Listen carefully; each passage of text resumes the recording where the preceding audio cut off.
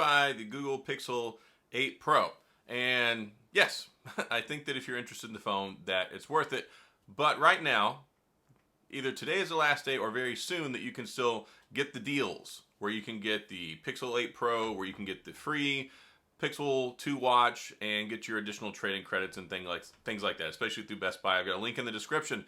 So I know some of you have been waiting, watching, seeing the reviews and things like that. I've been using this as my daily driver. I'm going to put the case on this. I want you to see the color, but it keeps changing the color on my screen while I'm recording this. So yeah, you've been seeing a lot of videos, and a lot of people say it's great, it's great, it's great. I even made a video talking about some of the negatives yesterday, but even in my video talking about the negatives, there are so many positives with this phone, and I've been using it for like 5 days now, and still I have not really been able to make the phone hot.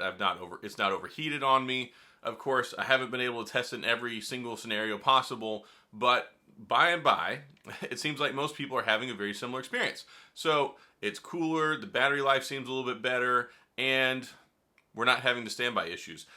The standby draining time was something that was really killing the Pixel 7 and the Pixel 6, and I don't know if it's just an Android 14 thing that they finally got that fixed, or if it's a Pixel 7 Tensor 3 thing, but it seems to be better. So if you leave it on the charge, like if you don't put it on the charger at night, you're not going to wake up the next morning and like 20% of your battery is going to be gone. It was terrible, that system idle stuff. But the cameras, I think they're nice. I've really enjoyed the cameras. I've taken a lot of photo samples with it, and it's been a really nice phone. I've enjoyed that. The haptic feedback, probably the best that I've experienced on a phone this year. Haptic feedback meaning like the typing and stuff. And some people, I don't know how, seem to think that the iPhone haptics are pretty good. I hate the iPhone haptics for typing. I have them disabled. I love them on this phone, and even as default, you don't have to change them. So there's that. You've got the brightest screen in any phone now, 2400 nits maximum brightness whenever you're outside. But even whenever you're just turning the brightness up to maximum on your own, I think it's like 1600 nits. Like, it's crazy. It's still really bright. That's finally something. Oh my gosh, for years I was like, come on guys, quit making such dim screens. So the screen looks nicer. It's flat now. It's not a curved edge display. It's flat, edge to edge, which gives you that full landscape experience for the phone, which is also nice. Of course, you can do 4K video on the front and the back, 60 FPS. You've got all the great Google stuff that's in here. You've got the Magic Eraser. You've got all the stuff now. You can do all these crazy photos. You can you can make photos on here and like rearrange where objects are with the Magic Editor and all that stuff. One cool thing that I really like. So you can do something. I'm going to pull this up. Let me see. Here's a review of a D-brand thing. But you can have it give you a summary of an article or a web page. So once you're on the web page, if you press and hold the button, like you're going to pull up the assistant, bam, you have the option for summarize, and it's going to summarize this web page for me. When I stop talking anyway. There we go. It summarizes the web page for you. So if you want to read through all that garbage, you just want to get the meat and the potatoes, you can have it summarize the web page. I've really been enjoying that. So battery life, I think, is pretty good. It's got plenty of horsepower in it, contrary to what you hear. There's a lot of people who really hammer in on the benchmarks. Look, I get that when you look at the straight line benchmark testing, it comes in at about like a Snapdragon 8 Generation 1, which was a very powerful processor a year ago. But that's not the whole point. The whole point of this phone is it's all built around AI. It's got all the stuff, all the power and horsepower, the best in the industry for all the AI models and the machine learning models and all that stuff, which allows you to do that stuff, which allows you to like make these crazy photos and do your Magic Eraser and do your website summaries and all these things, and they're just going to keep adding more and more to that, and that's really cool. Frustrating that it doesn't have video out. Now, I've had some people say that someone was able to hack it and it technically can do video out, so maybe that means that later they might create some sort of a feature for it that allows you to use it, but as is, and you should always buy a phone as is, it doesn't do video out, which is frustrating, and it only comes with 128 gigabytes of storage. So, $999. Is it worth it? I think so. I think they made a lot of improvements here over the last few phones. Do you really need to upgrade from a Pixel 7 Pro to this? Not necessarily, and I'm going to leave this out in your court. Like, if you're happy with your Pixel 7 Pro, don't upgrade. If you're happy with your Pixel 6 Pro, don't upgrade. You don't necessarily have to. The 6 Pro to the 8 Pro, I think, is a pretty good difference. Maybe wait till next year. This phone is going to be supported for 7 years. And somebody asked me, do you think that the hardware in this phone is actually good enough to last for 7 years? And I had to think about that. One, I've only been using it 5 days, 6 days. So it's difficult to answer that question, but based off of my experience so far with the Tensor 3, based off my experience with the beautiful screen, the cell antenna, the modem stuff that's in here, I think it could go the distance. Still, I would be very cautious to use any phone past probably 4 years, because you're going to have to start looking at things like degradation. Maybe there's new features that have come out. Shoot, 7 years ago, phones didn't have 5G modems. I'm sure 6G will be here before this phone hits 7 years. So you just kind of have to look at some of this stuff and say, okay, is this the right phone for me for that long? And I think now, and I said this about the S23 Ultra, which I think is the best phone Samsung's ever made. I think that it is the best phone they've ever made, and I think that one can actually go 5 years. That phone supported 4 years of operating system updates, 5 years of security patches, so that's good.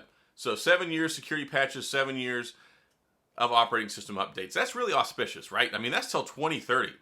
There's a lot of stuff in life that doesn't last 7 years, but just based off my preliminary assessment, maybe it could.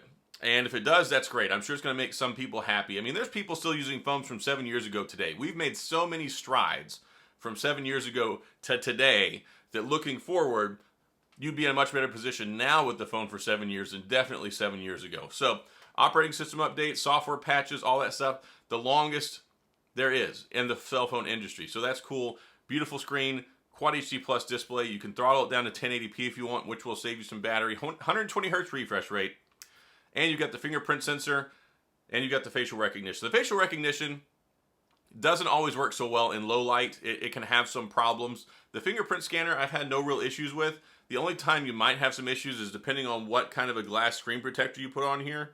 But I've had no problems with it. It's the best one yet. So overall, just based off of my experience, using this for about a week, my thoughts, also the temperature sensor is kind of lame, but in a nutshell, I think it's worth it, especially while they have these trade-in deals, because you can get more money. If you go to Best Buy, they're giving $550 for your Pixel 7 Pro. They're giving $450 for the Pixel 7. If you pre-order, well, not pre-order, it's available now. If you order the Pixel 8 Pro, they'll give you the Pixel Watch 2, which is a $350 value, and you can upgrade to the larger storage for less than $100. So, I mean, if you want to go that route, you can go that route. If you think 128 is good enough for you, which 128 is going to be fine for most people, but when you're like forward looking and say 7 years from now, is 128 going to be worth it? Is that going to be good enough?